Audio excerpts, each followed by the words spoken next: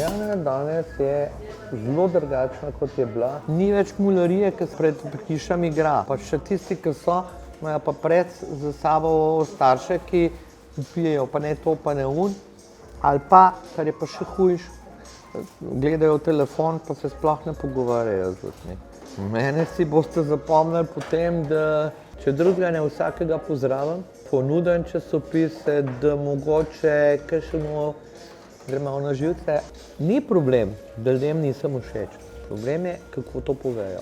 Eni znajo biti vljudni, pa rečejo ne hvala, eni znajo biti zelo usodni. Sploh ni problem, jaz pravim, kupaš, ne kupaš, prosim, hvala, uno osnovo.